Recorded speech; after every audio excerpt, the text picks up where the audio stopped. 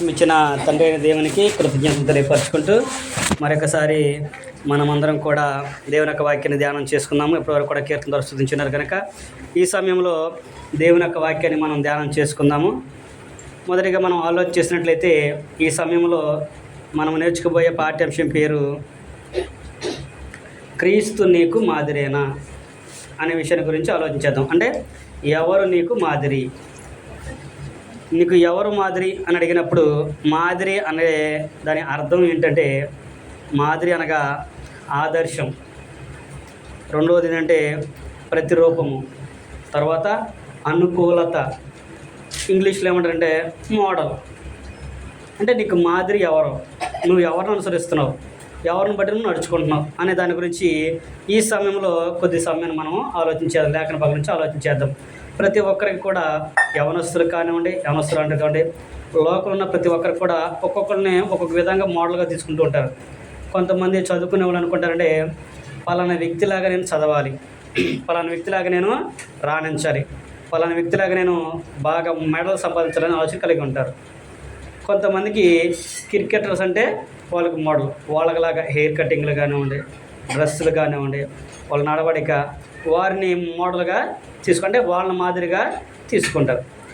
మరి దేవుని యొక్క కుమారులము, దేవుని యొక్క కుమార్తెలమైన మనము, మరి మనకెవరు మాదిరి, ఎవరు మోడల్, నీకు ఎవరు మోడల్, ఎవరు అనుసరిస్తున్నావు నువ్వు అనేది మనం ఆలోచన చేసినట్టయితే చాలామంది ప్రార్థనకి వెళ్ళే వాళ్ళని అడిగితే ఏమంటారంటే మాకు క్రీస్తు మాదిరి అని అంటారు, క్రీస్తు ప్రభువు మాదిరి మాకు అంటారు.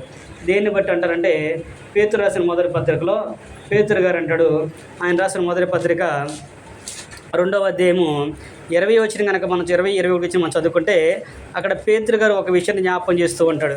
ఏమంటున్నాడు అక్కడ ఆయన 20-21 చదువుకున్నట్టే, పేతురు రాసిన మొదటి పత్రిక 2వ అధ్యాయము 20-21 వచ్చి మనం చదువుకుంటే, తప్పిదమ్ములకై దెబ్బలు తినినప్పుడు మీరు సహించిన ఎడల మీకు ఫలం, మీకు ఘనమేమి, మేలు చేసి బాధపడినప్పుడు మీరు సహించిన ఎడల అది దేవునికి హితమగును, ఇందుకు మీరు పిలువబడితే క్రీస్తు కూడా మీ కొరకు బాధపడి మీరు తన అడుగు జాడలందు నడుచుకున్నట్లు మీకు మాదిరి ఉంచిపోయాను అనే విషయాన్ని చెబుతున్నాడు.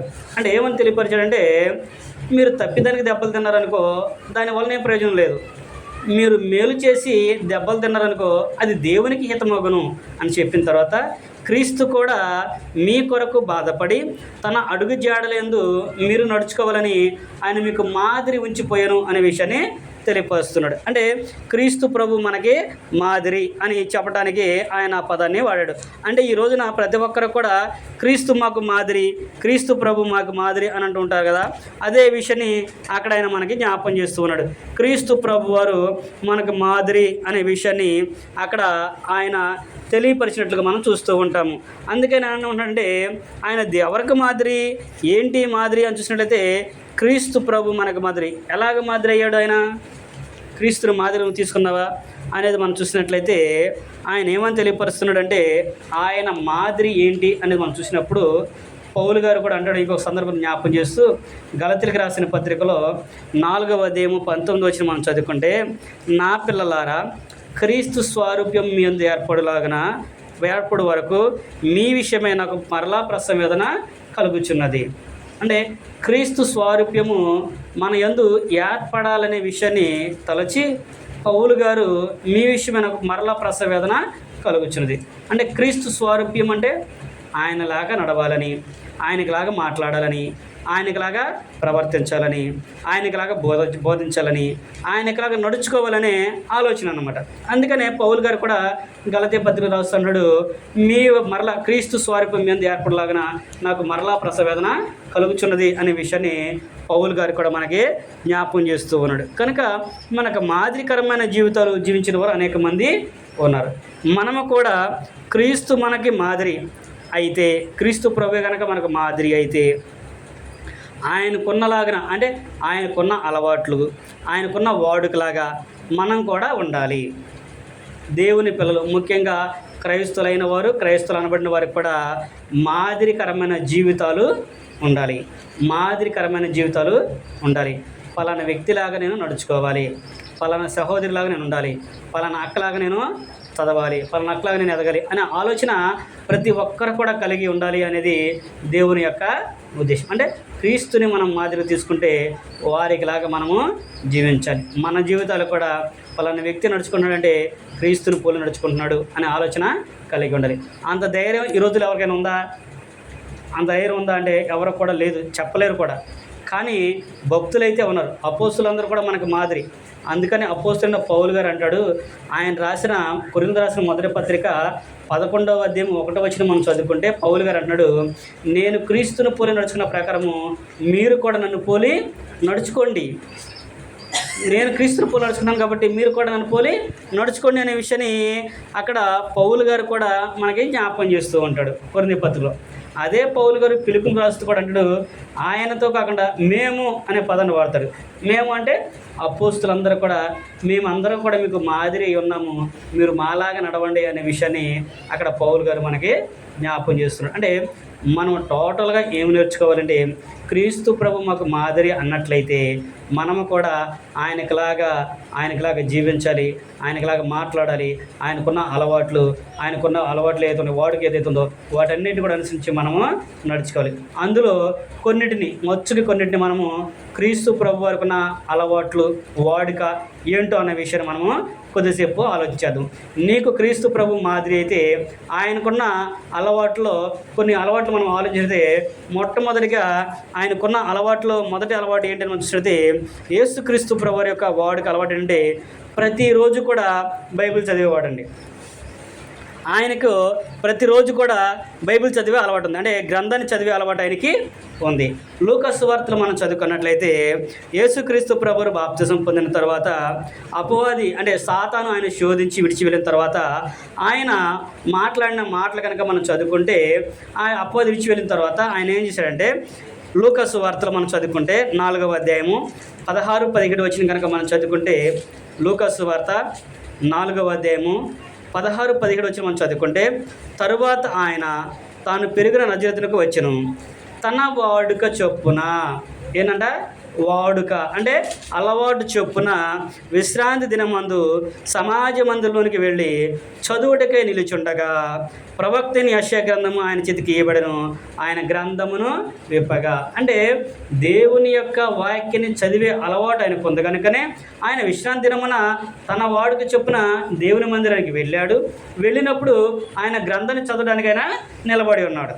అప్పుడు ఆయన గ్రంథం ఇచ్చారు, ఆయన దాన్ని చదివినట్లుగా మనము చూస్తూ ఉంటాము. అంటే మరి ఈ రోజున మనలో ఎంతమందికి గ్రంథం చదివే అలవాటు ఉంది? ప్రతిరోజు కూడా గ్రంథాన్ని ఎవరు చదువుతున్నామా? మనం ప్రశ్న వేసుకున్నప్పుడు ప్రతిరోజు కూడా నీవు గ్రంథాన్ని చదువుతున్నావా? ప్రతిదినము నీకు మరి క్రీస్తు ప్రభు నాకు మాదిరి అన్నావు. క్రీస్తు ప్రభు నాకు మాదిరి అన్నప్పుడు మరి ఆయన వాడికి ఏంటి, ఆయన అలవాటు ఏంటి? ప్రతిరోజు కూడా బైబిల్ చదివేవాడు. మరి నువ్వు చదువుతున్నావు ఈ రోజున బైబిల్? మనం చదువుతున్నామా ప్రతిదినం కూడా అనేది మనమే ప్రశ్న వేసుకోవాలి. అప్పుడు మనం క్రీస్తు ప్రభు మనకు మాదిరా లేకపోతే ఎవరు మాదిరి అనేది మనకి అర్థమవుతుంది. రెండో విషయం మనం చూసినట్టయితే ఎందుకు మనం ప్రతిదినము కూడా బైబిల్ చదవాలి, గ్రంథాన్ని ధ్యానం చేయాలి అనే విషయాన్ని మనం చూసినప్పుడు యోహాను గారు అంటాడు, ఆయన రాసిన ప్రకటన గ్రంథంలో కనుక మనం చూస్తే ప్రకటన గ్రంథము 1వ అధ్యాయం 3వ వచనం కనుక మనం చదువుకున్నట్టయితే సమయము సమీపించినది కనుక ఈ ప్రవచన గ్రంథమున్న వాక్యములను చదువువాడును వినువాడును గైకొనువాడును ధన్యులు. ఏం చేస్తారంట? నువ్వు గ్రంథాన్ని చదువుకుంటే కాదు, చదువుకుంటున్నప్పుడు చదువువాడును దాన్ని వినువాడును, అంతేకాకుండా అందులో వ్రాయబడిన సంగతులు గైకొనేవారు కూడా ధన్యులు. అంటే వాటిని అనుసరించాలి. గ్రంథంలో రాయబడిన మాటలను నువ్వు అనుసరించాలి, నీ జీవితానికి అన్వయింపజేసుకోవాలి. అప్పుడే నువ్వు ధన్యుడు అవుతావు. క్రీస్తు ప్రభు వరకున్న వాడికి ఏంటంటే ఆయన గ్రంథాన్ని చదివేవాడు, దాన్ని వినేవాడు, ఇతరులకు నేర్పించేవాడు. ఇక్కడ కూడా దాన్ని ఆయన అనుసరించేవాడు కనుకనే అక్కడ యోహాను గారు కూడా అంటున్నాడు, మీరు చదివితే మటుకు సరిపోదయ్యా, వినాలి, విన్నదాన్ని మీరు గ్రహించాలి, గైకొనాలి, దాన్ని బట్టి మీరు నడుచుకోవాలి. మరి వాక్యం విన్న తర్వాత వాక్యం ప్రకారంగా నీ జీవితాన్ని మార్చుకుంటున్నావా? వాక్య ప్రకారంగా మన జీవితాన్ని దిద్దుకుంటున్నామా? వాక్యం వింటున్నప్పుడు చదువుతున్నాము, వింటున్నాము, మరి ఆ మాటలను బట్టి మన జీవితాన్ని మార్చుకుంటున్నామా? అలాగే మనం నడుచుకుంటున్నామా లేదనేది మనకు మనమే ప్రశ్న వేసుకోవాలి. అలాగ నడవకపోతే మనకే ప్రమాదం, నడిస్తే ధన్యులమే అని అన్నాడు ఇక్కడ యోహాను గారు కూడా. అలాగ నడుచుకుంటే మీరు ధన్యులు. చదవాలి, చదవడం మడికే కాకుండా నువ్వు వినాలి, వినటం మడికే కాకుండా దాన్ని నువ్వు గైకొనాలి, అంటే అనుసరించాలి అనే విషయాన్ని కూడా అక్కడ ఆయన తెలియపరుస్తున్నాడు. కనుక మనము ప్రభువుకున్న వాడుకలో ఆయన బైబిల్ చదివే వాడుక ఆయనకు ఉంది. అలాగే మనం కూడా ప్రతిదినం బైబిల్ చదవాలి, చదవడం మడికే కాకుండా దాన్ని వినాలి, వినటం మడికే కాకుండా దాన్ని అనుసరించి నడుచుకోవాలి. నువ్వు అలాగ విని నడుచుకున్నావు అనుకో, అప్పుడు నువ్వు నీ పిల్లలకు నేర్పించడానికి అవకాశం అనేది ఉంటుంది.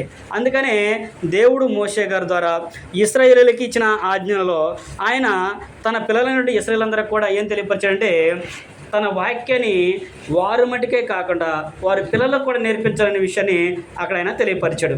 ద్వితీయోపదేశకాండలో కనుక మనం చదువుకుంటే మోషే గారు ఇశ్రాయేలీయులందరూ కూడా సమకూర్చి వారందరూ కూడా ఐగుప్తు నుంచి కనాన్లోనికి వెళ్తున్నారు కనుక ఇంకా అయిపోయింది, లాస్ట్లోకి వచ్చేసారు, 40 సంవత్సరాల ప్రయాణం అయిపోయింది, ఇక వెళ్ళటమే ఆలస్యం. వారు వెళ్లే ముందుగా దేవుడు మోషే గారి ద్వారా ఏమైనా జ్ఞాపకం చేస్తున్నాడంటే, మీరు ఆ దేశంలోనికి ప్రవేశించిన తర్వాత మీరు నా మాటలన్నిటి కూడా విని గైకొని వాటిని నేర్చుకొని మీరు మీ కుమారులు కూడా వాటిని అభ్యసింపజేయాలనే విషయాన్ని జ్ఞాపకం చేస్తూ ఉంటాడు. ద్వితీయోపదేశకాండంలో 4వ అధ్యాయము 9-10 వచనం కనుక మనం చదువుకుంటే అక్కడ మోషే గారు ఇశ్రాయేలీయులందరికీ తను చెప్పిన మాటలను ఒకసారి మనం జ్ఞాపకం చేసుకుందాము. ద్వితీయోపదేశకాండము 4వ అధ్యాయము 9-10 వచనాలు. అయితే నీవు జాగ్రత్త పడము, నీవు కనులారా చూచిన వాటిని మరొక ఉండినట్లు అవి నీ జీవితకాలం అంతయు నీ హృదయంలో నుండి తొలగిపోకుండానట్లును నీ మనసును బహు జాగ్రత్తగా కాపాడుకొనుము. నీ కుమారులకును నీ కుమారుల కుమారులకును వాటిని నేర్పి నీవు హోరేబులో నీ దేవుడైన యెహోవా సన్నిధి నిలిచి ఉండగా యెహోవా నా యొద్దకు ప్రజలను కూర్చుము. వారు ఆ దేశం మీద బ్రతుకు దినములన్నీ నాకు భయపడ నేర్చుకొని తమ పిల్లలకు నేర్పినట్లు వారికి నా మాటలు వినిపించదనని ఆయన నాతో చెప్పినప్పుడు అనే విషయాన్ని జ్ఞాపకం చేస్తున్నాడు. అంటే తల్లిదండ్రులకు ఏం తెలియాలంట? ముందు మనం నేర్చుకోవాలి. మన పిల్లలకు నేర్పించాలంటే ముందు మనం నేర్చుకోవాలి. అందుకని ఏమంటే మీరు జాగ్రత్త పడి మీరు కనులారా చూచిన వాటిని, అంటే వాళ్ళు కనాను దేశంలోకి వెళ్ళడానికి 40 రోజుల ప్రయాణం ఎర్ర సముద్రం దాటిన తర్వాత, కానీ వాళ్ళ యొక్క అవిధేయతను బట్టి వాళ్ళు చేసిన దాన్ని బట్టి దేవుడు ఏం చేశాడంటే 40 రోజుల ప్రయాణాన్ని 40 సంవత్సరాలు వాళ్ళకి పడ్డట్లుగా చేశాడు. వారి యొక్క అవిధేయతను బట్టి వాళ్ళు దేవుని మీద మోషే మీద అహరోను మీద సనిగిన సనుగులను బట్టి ఆయన ఏం చేశాడంటే వీళ్ళు ఎవ్వరు కూడా కనానులోకి ప్రవేశించడానికి వీల్లేదు, వీళ్ళందరూ కూడా అడవిలోనే నశించిపోవాలి. కాబట్టి వీళ్ళందరూ నశించేంత వరకు 40 సంవత్సరాలు వాళ్ళు అరణ్యంలోనే ఆ చుట్టూనే తిరిగినట్లుగా మనం చూస్తూ ఉంటాము. ఆ 40 సంవత్సరాలు అయిపోయిన తర్వాత వాళ్ళు దాంట్లోనికి ప్రవేశించినప్పుడు మరలా మోషే గారు ద్వారా దేవుడు ఏం చేస్తున్నాడంటే మరలా వీటన్నిటి కూడా వారికి నేర్పించు. అంటే కాలుబలం అయిపోయింది, అంటే ఆ తరం అయిపోయింది, చనిపోయారు వాళ్ళందరూ కూడా దేవుని మీద సరిగిన వాళ్ళు. ఇప్పుడు కొత్త తరం అనమాట. వీళ్ళందరూ కూడా మీరు కన్నారా చూశారు కదా, ఆయన మిమ్మల్ని ఎలాగైతే ఐగుప్తు నుంచి నడిపించాడో, కనానులోనికి మిమ్మల్ని ఎలాగైతే ప్రవేశపెడుతున్నారో, మీరు ఈ 40 సంవత్సరాల అరణ్యంలో ఎలాగ బ్రతికారో వీటన్నిటి కూడా మీరు జ్ఞాపం చేసుకొని వీటిని మీ కుమారులకు వాటిని నేర్పించండి, మీ పిల్లలకు వాటిని అభ్యసింపజేయండి. అలాగే మీరు నేర్పించాలంటే మరలా వాళ్ళందరూ నా దగ్గరకు కూర్చి నేను చెప్పిన మాటలన్నింటి కూడా వాళ్ళకి ఒకసారి నేర్పించు, అంటే వినిపించామనుకో అప్పుడు వాళ్ళు మరలా వారి పిల్లలకి నేర్పించుకుంటారనే విషయాన్ని ఇక్కడ దేవుడు కూడా మోషే గారికి చెప్పినప్పుడు వాళ్ళు కూడా వాళ్ళందరూ సమకూర్చి నేర్చుకున్నట్లుగా మనము చూడగలం. అంటే మొదటిగా తల్లిదండ్రులమైన మనమే ఆ బాధ్యతను వహించాలి. అంటే క్రీస్తు ప్రభువుకున్న వాడికి ఏంటి? బైబిల్ చదవడం. మనము కూడా ప్రతిదినము కూడా సమయం దొరికినప్పుడు కూర్చొని బైబిల్ చదువుకుంటుంటప్పుడు మనం మటుకే కాకుండా మన పిల్లలను కూడా కూర్చోబెట్టుకొని చదివించుకోవాలి, వారికి దాన్ని నేర్పించాలి. క్రమం తప్పకుండా మనం అది చేసామనుకో వాళ్ళు పెరిగి పెద్దవారినప్పుడు దాని నుంచి తొలగిపోకుండా ఉంటారు. కనుక మనం కూడా ఆ విధానాన్ని కలిగి జీవించాలి అనే విషయాన్ని కూడా అక్కడ ఆయన మనకి తెలియపరుస్తున్నాడు. ఆయన మాటలు దొరికినప్పుడంట వారికి చాలా సంతోషంగా ఉంటుంది అంటాడు. అందుకని ఇర్మియా గ్రంథం కనుక మనం చదువుకుంటే 15వ అధ్యాయం 16వ వచనంలో మనం చదువుకుంటే ఇర్మియా గ్రంథంలో నీ మాటలను నాకు దొరకగా చాలా ఆనందంగా సంతోషంగా ఉంది అనే విషయాన్ని వాటిని ఆయన తెలియపరుస్తుంటాడు. నీ మాటలు నేను భుజించితిని అని అంటాడు. నీ మాటలు నేను భుజించితిని. ఆయన మాటలు ఏంటంటే తిన్నాను అని అంటాడు. అన్నం తిన్నప్పుడు ఏమవుతుంది? మన కడుపులోకి వెళ్తుంది కదా. అలాగే ఆ మాటలు విన్నప్పుడు మన హృదయానికి చేరాలన్నమాట.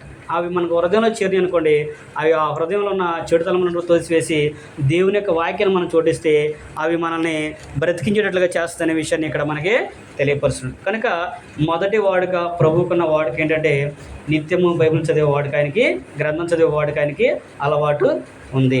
అలాగే మరి క్రీస్తు ప్రభు మనకు మాదిరి అన్నప్పుడు నువ్వు నిత్యము గ్రంథాన్ని చదివే అలవాటు నువ్వు చేసుకోవాలి. చదవడం మనకే కాదులే కానీ దాన్ని వినాలి.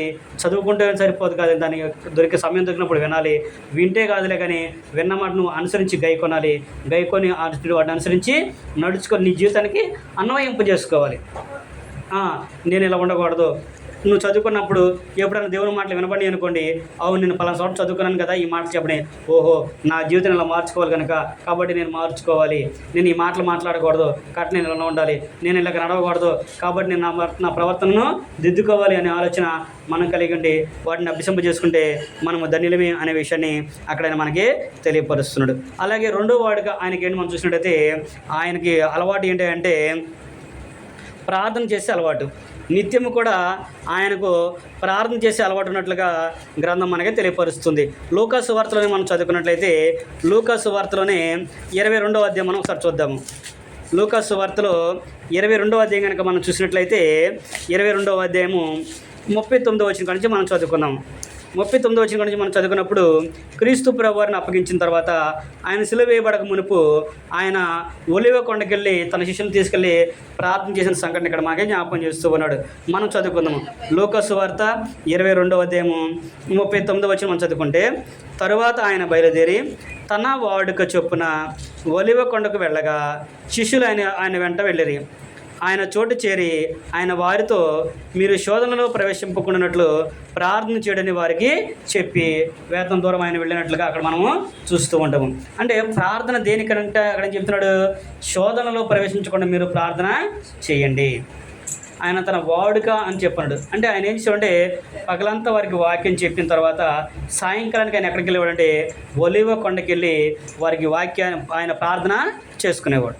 ఆయన ప్రార్థన చేసే వాడుక ఆయనకి అలవాటు ఆయనకి ఉంది. అందుకని తన వాడుక చొప్పున ఆయన ఒలివ కొండకి వెళ్ళి ప్రార్థన చేసినప్పుడు ఆయన ఏమని చెప్పంటే మీరు శోధనలో ప్రవేశించుకున్నప్పుడు ప్రార్థన చేయండి. ప్రార్థన చేస్తే ప్రజెంటే ప్రార్థన పరిస్థితుల్ని మారుస్తుంది. మన ప్రార్థన పట్టణాన్ని కాపాడుద్ది.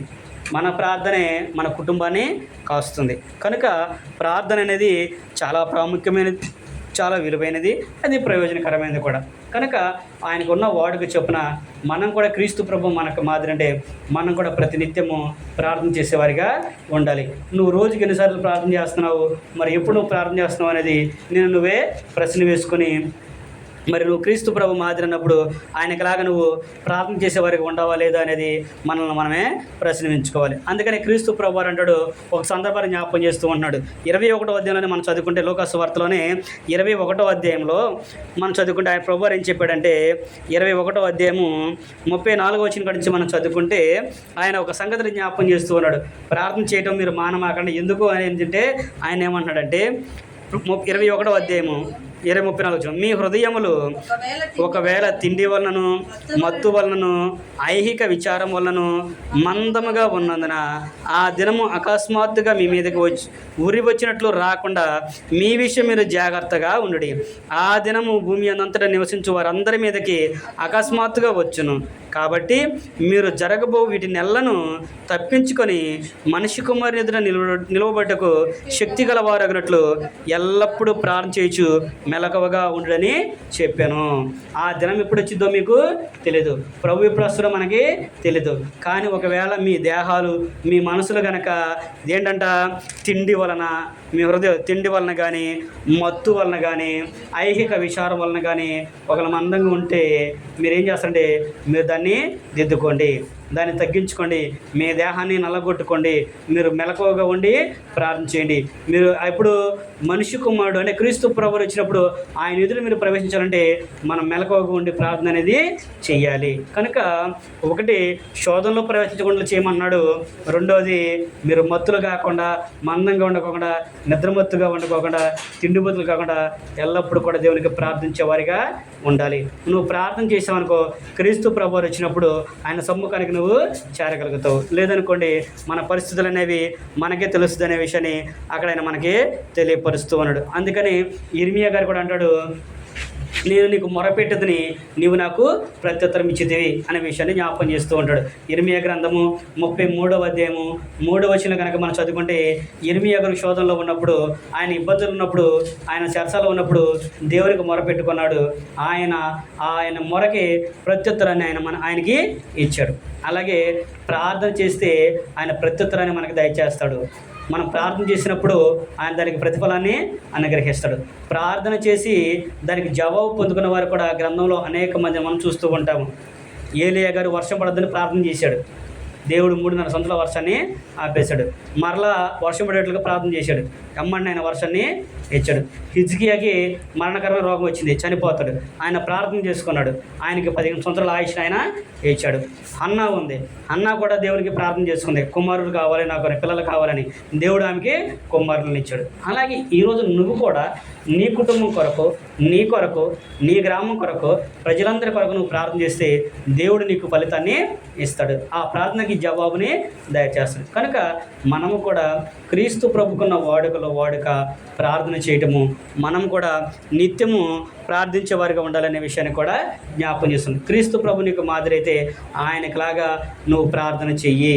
నిత్యము నువ్వు సమయం ఉన్నా సమయం లేకపోయినా ఎప్పుడైనా సరే నువ్వేం చేయాలంటే ప్రార్థన అనేది నువ్వు చేయాలి. సమయాన్ని కుదుర్చుకొనైనా నువ్వు ప్రార్థన చేయాలనేది దేవుని యొక్క వాక్యం మనకి వివరిస్తుంది. మూడో విషయం మనం ఆలోచన చేసినట్టయితే, దేవునికి ఉన్న వాడుకలో ఇంకొక వాడుక ఏంటంటే, ఆయన దేవుని మందిరాన్ని విడిచిపెట్టకుండా వెళ్ళేవాడంట. నిత్యం కూడా ఆయన దేవుని మందిరానికి వెళ్ళేవాడు. తన వాడుక చొప్పున ఆయన దేవుని మందిరానికి వెళ్ళినట్లుగా మనము చూస్తూ ఉంటాము. మనం చదువుకున్నట్లయితే లూకాసు సువార్త 21వ అధ్యాయము 37వ వచనం మనం చదువుకుంటే, ఆయన దేవుని మందిరానికి ఎలా వెళ్ళేవాడు అనే విషయాన్ని కూడా జ్ఞాపకం చేస్తూ ఉన్నాడు. ఏమన్నాడు ఆయన ప్రతిదినము పగటి యందు దేవాలయంలో బోధించుచు, రాత్రి వేళ ఒలివ కొండకు వెళ్ళుచు కాలము గడుపుచుండెను. ప్రజలందరూ ఆయన మాట వినుటకు దేవాలయంలో ఆయన వద్దకు పెందల కాడే వచ్చేవాళ్ళంట. అంటే దేవుని దగ్గరికి ఆయన ఎందుకు వచ్చేవాళ్ళు? దేవుని మాటలు వినటానికి వాళ్ళు పెందల కాడే దేవాలయంలోనికి వచ్చేవారు. మరి వినేవాళ్ళే పెందలకాడ వచ్చినప్పుడు చెప్పే ఆయన ఎలా రావాలి? ఇంకా చెప్పే ఆయన అంతకన్నా పెందల కాడే రావాలి కదా. మరి అందుకని ఇక్కడ ఆయన కూడా ఏమన్నాడంటే, ఆయన వాడికి ఏంటంటే ప్రతి నిత్యము కూడా ఆయన వాడుకు చొప్పున ఆయన దేవుని మందిరానికి వెళ్ళేవాడు. మందిరానికి వెళ్తమే కాకుండా పెందల కాడే వెళ్ళేవాడంట. పెందల కాడ ఆయన వెళ్ళేవాడు. మరి ఈ రోజున ప్రార్థన అంటే, ఆరాధన అంటే ఎందుకు పెందలకు వెళ్తున్నారా? 7ంటికి ప్రార్థన కొంటే ఎన్నింటికి వెళ్తారు? 8ంటికి వెళ్తారు, 8:30కి వస్తూ ఉంటారు. అంటే ఏం ఆలోచన చేస్తున్నారు మీరు? అంటే ఏదైనా పెళ్ళిళ్ళ కంటే, ఫంక్షన్లు అంటే, ఏదైనా ఊర్లు అంటే టయానికి ముందే వెళ్ళిపోతారు కదా. మరి దేవుని దగ్గరికి వచ్చేసరికి ఎందుకని అంటే, మనకి క్రీస్తు ప్రభు మనకి మాదిరి కాదు అని మనం చెప్పగానే చెబుతున్నాము. అందుకని ఇక్కడ క్రీస్తు ప్రభు అంటే ఆయన పెందలకాడ వెళ్ళేవాడు దేవాలయానికి. మరి మీరు పెందలకాడ వెళ్తున్నారా లేదనేది మీరు ఆలోచన చేసుకోండి.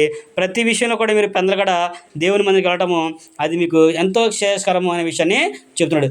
దేవుని మందిరికి వెళ్తే క్షేమం ఎందుకయ్యా అంటే, దేవుని మందిరంలోనే నీ క్షేమాన్ని ఆయన ఉంచాడు. కీర్తన గ్రంథంలో 92వ అధ్యాయము 13వ వచనం కనుక మనం చదువుకుంటే, కీర్తనల గ్రంథము 92వ అధ్యాయము 13వ వచనం మనం చదువుకుంటే, అక్కడ దావీదు గారు కూడా అంటాడు, యెహోవా మందిరంలో నాటబడిన వారే ఆయన ఆవరణంలో వర్ధిల్లుదురు అనే విషయాన్ని తెలియపరుస్తూ ఉన్నాడు.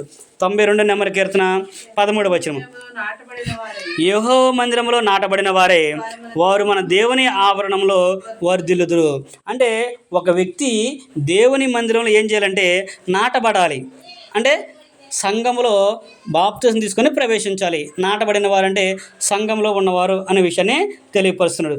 నువ్వు సంఘంలో ప్రవేశించిన తర్వాత ఏం చేస్తావంటే, అక్కడ ఆయన ఆ ఆవరణలోనే నిన్ను వర్ధిల్ల చేస్తాడు అనే విషయాన్ని కూడా తెలియపరుస్తున్నాడు. నువ్వు ఎప్పుడైతే క్రమం తప్పకుండా సమయానికి నువ్వు దేవుని మందిరానికి వెళ్తావో ఆయన నిన్ను వర్ధిల్లజేస్తాడు అనే విషయాన్ని తెలియపరుస్తున్నాడు. అంతేకాకుండా అక్కడ దేవుని మందిరం మీదంట దేవుని యొక్క మనసు, దేవుని యొక్క కనుదృష్టి మందిరం మీదే ఉండిద్ది, అంటే సంఘం మీదే ఉంటుంది అనే విషయాన్ని కూడా రాజులు రాసిన మొదటి గ్రంథంలో ఆయన మనకి తెలియపరుస్తున్నాడు. రాజుల మొదటి గ్రంథం కనుక మనం చదువుకుంటే రాజుల మొదటి గ్రంథంలో మనం చూసినట్టయితే 9వ అధ్యాయం కనుక మనం చదువుకుంటే, రాజుల మొదటి గ్రంథము 9వ అధ్యాయం కనుక మనం చూసినప్పుడు అక్కడ ఆయన ఆ విషయం మనకి జ్ఞాపకం చేస్తూ ఉన్నాడు. ఏమన్నాడు? రాజుల మొదటి గ్రంథంలో మనం చదువుకున్నప్పుడు, రాజుల మొదటి గ్రంథము 9వ అధ్యాయము 1వ వచనం నుంచి మనం చదువుకుంటే అక్కడ తెలియపరుస్తున్నాడు. సొలొమోను యెహోవా మందిరమును రాజనగరును కట్టుటయు తాను చేయగోరినంతటిని చేయుటయు ముగించిన తరువాత గిబియోనులో ప్రత్యక్షమైనట్లు రెండవ మారు యెహోవా సొలొమోనుకు ప్రత్యక్షమై అతనితో ఇలాగ సెలవిచ్చెను, నా సముఖమందు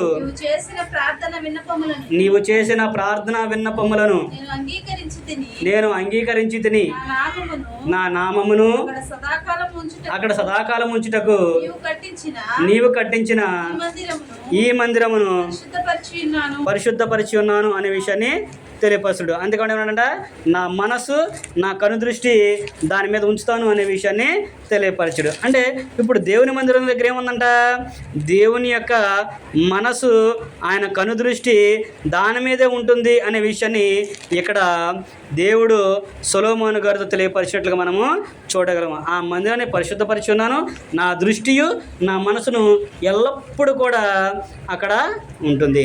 అంటే సంఘానికి వెళ్ళటం వలన ఏం జరుగుతుందంటే, సంఘం మీద ఆయన మనసు ఆయన కనుదృష్టి అంతా కూడా సంఘం మీదే ఉంది. ఈ రోజుల్లో సంఘం అంటే ఏంటి? ఒక చర్చి బిల్డింగ్ అనేది కాదు, ఒక నిర్మాణం అనేది కాదు, చర్చి బిల్డింగు నిర్మాణాలు కాదు. ఎవరో ఆయన మందిరం అంటే మనమే ఆయన మందిరము. సమూహము, జన సమూహములే ఆయన మందిరం. ఎక్కడ 2-3 నానాములు కూడా ఏకీభవిస్తారో వారి మధ్యలో ఉంటారని ప్రభు సెలవిచ్చున్నారు. ప్రభు సంఘం ఎక్కడైతే కూడుకుంటారో అది ఆయన మందిరము. నువ్వు దేవుని ఆరాధించడానికి చెట్టు కింద కూర్చున్నా అదే మందిరం అవుతుంది, ఏదైనా డాబాల కింద కూర్చున్నా అదే అవుతుంది, డేరాల కింద కూర్చున్నా అదే మందిరం. పిలువబడిన వారే దేవుని యొక్క సమూహము కనుక అదే ఆయన సంఘము. కనుక ఆయన మనసు ఆయన యొక్క దృష్టి ఎక్కడ ఉందంటే ఆయన సంఘం మీద ఉంటుంది. కనుక నిత్యం మీరు అక్కడికి వెళ్ళండి అనే విషయాన్ని తెలియపరుస్తాడు. అందుకనే క్రొత్త నిబంధనలో హెబ్రీ కర్త మనకు విషయాన్ని జ్ఞాపకం చేస్తూ ఉంటాడు.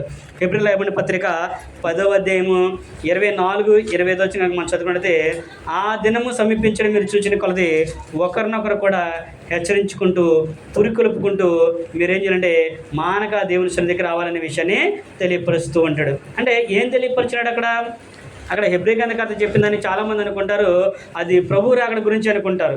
కానీ అక్కడ ఏం తెలియపరచడం అనేది మనం పైనుంచి మనం చదువుకుంటూ వస్తే క్రీస్తు ప్రభు అక్కడ హెబ్రీ గ్రంథకర్త ఏమని తెలియపరుస్తున్నాడంటే ప్రభు దినం కొరకు ఆయన తెలియపరుస్తూ ఉన్నాడు. ఆ దినము మీరు సమీపించడం చూచిన కొలది. ఈరోజు ప్రభు దినం అంటే ఏంటి? ఆదివారము.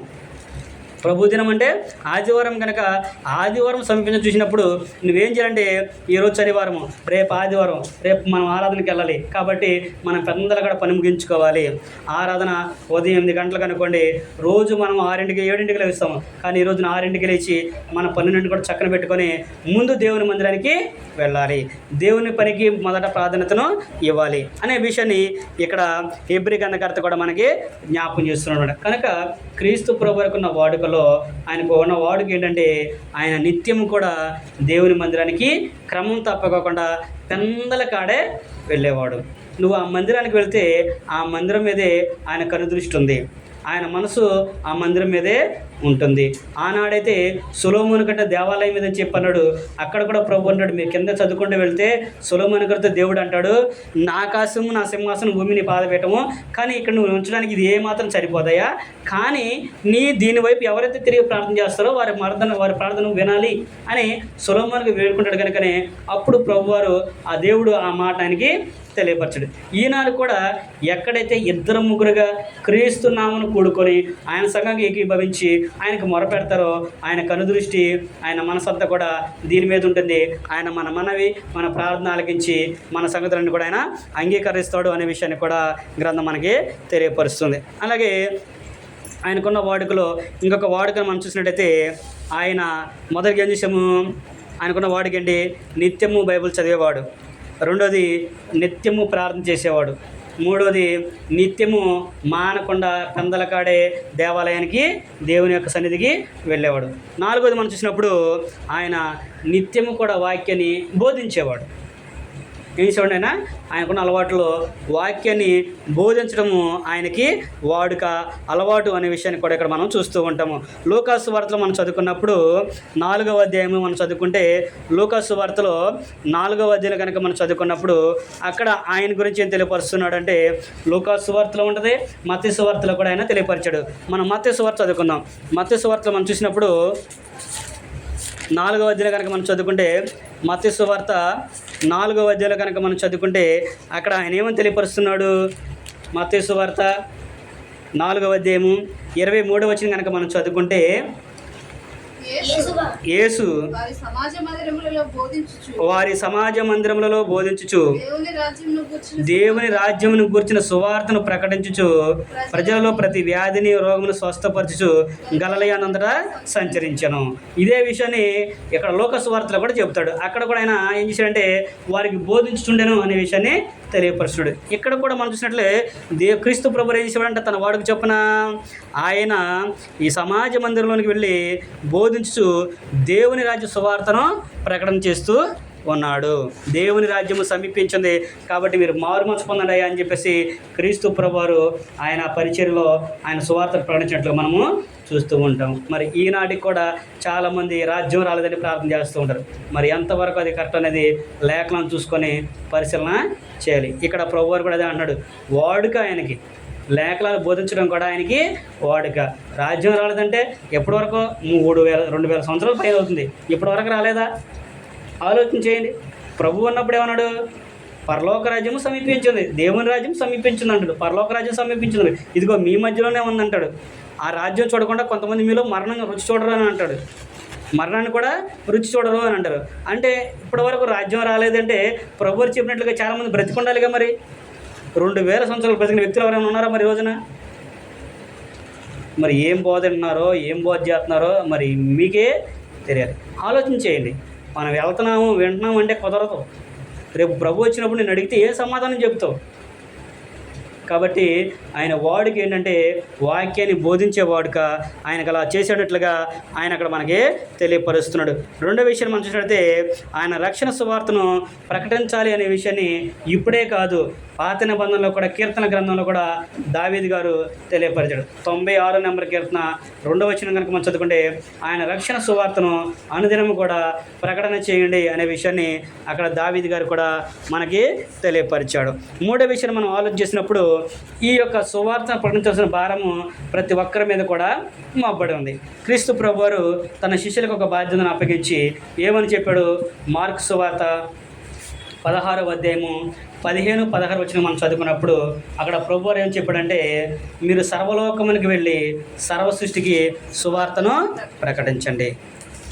క్రీస్తు ప్రభువారు వాడికి ఏంటంటే ఆయన నిత్యము కూడా వాక్యాన్ని బోధించేవాడు. ఆ పనిని ఈ రోజున క్రైస్తవులైన ప్రతి ఒక్కరు కూడా ఆయన అప్పగించాడు. ఏమని చెప్పాడంటే, మీరు సర్వలోకానికి వెళ్ళి సర్వ సృష్టికి కూడా సువార్తను ప్రకటన చేయండి అనే విషయాన్ని ప్రభువారు ఒక బాధ్యతను మనకి ఏర్పరిచాడు. కనుక ఆ బాధ్యత బట్టి మనం కూడా సువార్తను ప్రకటించాలి అనే విషయాన్ని తెలియపరుస్తున్నాడు. సువార్త ప్రకటించే విషయంలో సిగ్గుపడకూడదు అనే విషయాన్ని కూడా తెలియపరుస్తున్నాడు. సువార్త ప్రకటించే విషయంలో సిగ్గుపడకూడదు. కొంతమంది దేవుని యొక్క వాక్యాన్ని ప్రకటన చేయడానికి సిగ్గుపడతా ఉంటారు. మొహమాటం, ఇబ్బంది, భయము ఇలావన్నీ కూడా పడుతుంటారు. అయితే పౌలు గారు అంటాడు, రోమిలకు రాసిన పత్రిక మనం చదువుకుంటే పౌలు గారు అంటాడు, రోమిలకు రాసిన పత్రిక 1వ అధ్యాయము 16వ వచనం కనుక మనం చదువుకుంటే ఆయన ఏమంటున్నాడో అనే విషయాన్ని మనం ఒకసారి ఆలోచించేద్దాము. సువార్తను గూర్చి నేను సిగ్గుపడేవాడను కాను, ఏలయనగా నమ్ము ప్రతివానికి మొదట యూదునికి గ్రీసు దేశానికి కూడా రక్షణ కలుగజేయుటకు అది దేవుని యొక్క శక్తి అయి ఉన్నది అనే విషయాన్ని చెప్తున్నాడు. ఈ మాట చెప్తే వీళ్ళు ఏమనుకుంటారో అని మొహమాట కొద్దీ మనం ఈ మాట చెప్తే వాళ్ళు ఏమైనా అనుకుంటారేమో, వాళ్ళ గురించి చెప్పడం సిగ్గుతో, భయంతో మనం దేవుని యొక్క వాక్యాన్ని ప్రకటించదనుకోండి, వారికి రక్షణ సువార్తను ప్రకటించిన వారము కాలేము. కనుక దేవుని యొక్క వాక్యాన్ని ప్రకటన చేసేటప్పుడు సిగ్గు, బిడియము, మోమాటం, భయం అనేవి మొత్తం కూడా విడిచిపెట్టి లేఖన భాగాల్ని ఉన్నది ఉన్నట్టుగా చెప్పాలి. ఉన్నది ఉన్నట్టుగా చెప్పినప్పుడు ఎవరు విన్నప్పుడు వారి హృదయాన్ని గట్టి వారు మార్చుకున్నారనుకోండి, దేవుడు వారిని చేర్చుకుంటాడు. మార్చుకోలేదనుకోండి, అది దేవుడే వారికి అప్పగిస్తాడు. కానీ నువ్వు సత్యాన్ని కనుక తెలియచెప్పకపోతే ప్రభువారు అంటాడు, నువ్వు వానికి చెప్పలేదు కాబట్టి వాడు మారు మనసు పొందలేదు, కాబట్టి వాడి ప్రాణానికి నువ్వే ఉత్తరవాదివి అనే విషయాన్ని చెప్తూ ఉంటాడు. పాత నిబంధన గ్రంథంలో మనం చదువుకుంటే కావలి వాడు కాపరి కాయొచ్చుండగా ఆ పట్టణం మీదకి యుద్ధం వస్తుందనుకో, ఏం చేయాలంట? యుద్ధానికి గుర్తు బోరను ఓదాలి, యుద్ధ బోరనే ఓదాలి. ఆ యుద్ధ బోరని ఊదినప్పుడు వాళ్ళు ఏం చేస్తారంటే మెలకు తెచ్చుకొని వాళ్ళందరూ కూడా యుద్ధానికి సిద్ధపడతారు. ఒకవేళ నువ్వు కనుక ఆ బోర ఓదలేదనుకో, వాళ్ళందరూ కూడా ఈ దేశం మీదకి వచ్చి యుద్ధం చేసినప్పుడు ఎవరు నశించిపోయారనుకో, వారి ప్రాణాలకి నువ్వే ఉత్తరవాదివి అని అంటాడు. అంటే ఈనాడు సువార్థికుడు కూడా, దేవుని సేవకుడు కూడా, అంటే వినే మనం కూడా ఏంటంటే అది అసలు ఉన్నట్టుగా ఉందా లేదా అనేది మనము ఆలోచించాలి. ఎంత మటుకి మనకి స్వస్థతలు, అద్భుతాలు, మన కుటుంబాలు దీవించబడాలి, మనం దీవించబడాలి, మన నెమ్మదిగా ఉండాలి, మనం అందరిలో అంటే మనమే బాగుండాలి అనే ఆలోచన కాదు. క్రీస్తు ప్రభువారు ఏం చెప్పాడో దాన్ని ఆలోచన చేయాలి. ఆయన మనకు మాదిరి అని చెప్పన్నప్పుడు ఆయనకిలాగా నువ్వు వాక్యం చదువుకుంటున్నావా ప్రతిదినము? ఆయనకిలాగా నువ్వు ప్రార్థన చేస్తున్నావా ప్రతినిత్యము? ఆయనకిలాగా దేవాలయానికి అంటే దేవుని మందిరానికి వాడుకు చొప్పున ఆయన వెళ్ళాడు. అలాగైతే ప్రతి దినము కూడా పెందల కాడ వెళ్ళాడు. నువ్వు మరి ప్రతిదినం కూడా దేవుని మందిరానికి వెళ్తున్నావా? అలాగే 4వది, ఆయనకిలాగా నువ్వు వాక్యాన్ని బోధిస్తున్నావా? ఈ బోధించే విషయంలో ప్రతి ఒక్కరి మీద కూడా దేవుడు బాధ్యతను అనేది పెట్టాడు. అయితే స్త్రీలకు మటుకి మినహాయించాడు. దేంట్లో? స్త్రీలు సంఘంలో బోధించకూడదు అనేది క్రొత్త నిబంధనే కాదు, పాత నిబంధన కూడా తెలియపరుస్తుంది. కానీ స్త్రీలు బోధించకూడదంటే బోధించవచ్చు. ఎప్పుడంటే పురుషుడు లేనప్పుడు వారిగా సొంతంగా క్లాసులు ఏర్పాటు చేసుకొని స్త్రీల కొడుకులో వాళ్ళు దేవుని యొక్క వాక్యాన్ని వాళ్ళు బోధించుకోవచ్చు అనే విషయాన్ని కూడా గ్రంథం మనకి తెలియపరుస్తుంది అన్నమాట. కనుక మనం కూడా క్రీస్తు ప్రభు యొక్క వాడుక చొప్పున, ఆయన అలవాటు చొప్పున మనం కూడా ప్రతినిత్యం కూడా దేవుని యొక్క వాక్యాన్ని ప్రకటించేవారిగా, బోధించేవారిగా మనము ఉండాలి. సిగ్గుపడనట్లేని వారిగా మనం ఉండాలి అనే విషయాన్ని కూడా తెలియపరుస్తుంది. అలాగ కనుక నువ్వు బోధించావనుకో, అప్పుడు పౌలు గారు తిమోతికి రాస్తూ అంటాడు 4వ అధ్యాయం 16వ వచనంలో, నువ్వు కనుక వాక్యాన్ని ఉన్నట్టుగా బోధించి సిగ్గుపడకుండా, మోమాటం లేకుండా సత్యాన్ని, క్రీస్తు సువార్తను యథార్థంగా నువ్వు ప్రకటించావనుకో, అప్పుడు ఆయన అంటాడు, నిన్ను నీవు కాపాడుకుంటమే కాకుండా నిన్నును నీ బోధ విని వారిని కూడా నీవు రక్షించుకుంటావు అనే విషయాన్ని పౌలు గారు తిమోతికి రాసిన మొదటి పత్రిక 4వ అధ్యాయము 16వ వచనంలో తెలియపరచు. నువ్వు ఉన్నది ఉన్నట్లుగా చెప్పినప్పుడు, నీవు వినేవాళ్ళు కూడా ఉన్నది ఉన్నట్లుగా విని మీ హృదయాల్ని, మీ జీవితాలను మార్చుకున్నప్పుడు ఆయన అన్నాడు, నిన్నును నీ బోధ విని వారిని నువ్వు రక్షించుకుంటావు అనే విషయాన్ని కూడా తెలియపరిచాడు. కనుక మనం కూడా సత్యాన్ని ఉన్నది ఉన్నట్లుగా ఎన్నే మనసు మనకే ఉండాలి.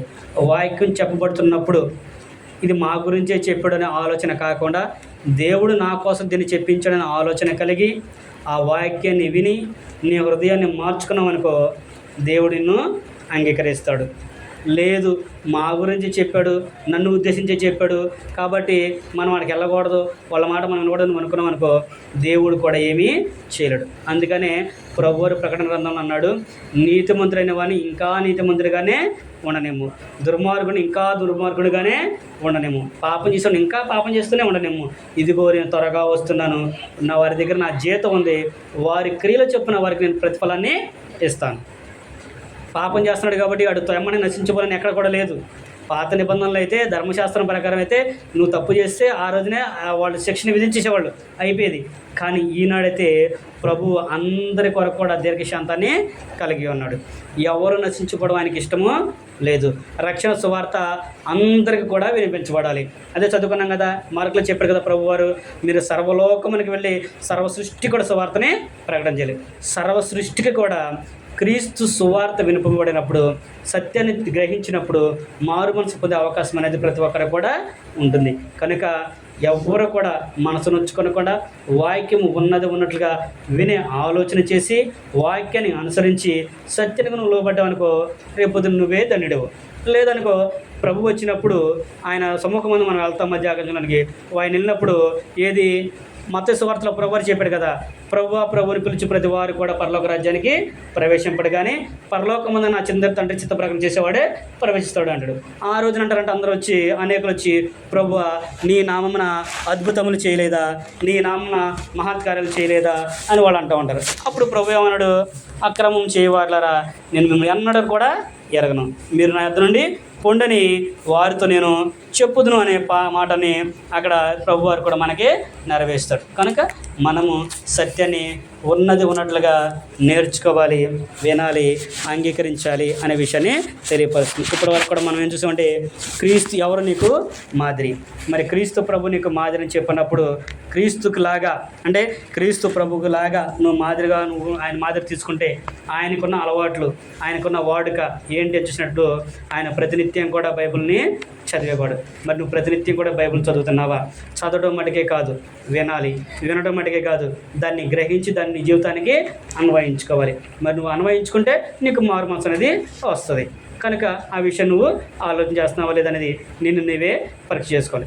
రెండవదిగా ఆయనకి వాడికి ఏంటంటే ప్రతినిత్యం కూడా ప్రార్థన చేసేవాడు. మరి ప్రతినిత్యం కూడా నువ్వు ప్రార్థన చేస్తున్నావా లేదనేది నిన్ను నువ్వే ఆలోచన చేసుకో. ప్రార్థన చేస్తే పరిస్థితులనే మార్చేశాడు ఆయన. ప్రార్థన మన పరిస్థితుల్ని మారుస్తుంది. అందులో ప్రాముఖ్యం నువ్వు ఏం చేయాలంటే, సత్యానికి ఒకవేళ నేను దూరంగా ఉన్నానేమో, సత్యాన్ని గ్రహించేటట్లుగా నా హృదయాన్ని తెరవమని చెప్పేసి నువ్వు ప్రార్థన చేసుకోవాలి. అలా ప్రార్థన చేసుకుంటే ప్రభువు కూడా నీ పక్ష నిలబడి నీకు సహాయాన్ని అనుగ్రహిస్తాడు. మూడవది, నిత్యము ఆయనకున్న వాడికి ఏంటంటే దేవుని మందిరానికి పెందల కాడే వెళ్ళేవాడంట. మన అక్కడ చూడండి, పెందల కాడైనా వెళ్ళేవాడు. మరి ఈ రోజున ఫంక్షన్ల కంటే, పెళ్ళిళ్ళ కంటే, ఆటలకంటే, వీటికంటే పెందలకడ వెళ్తావు.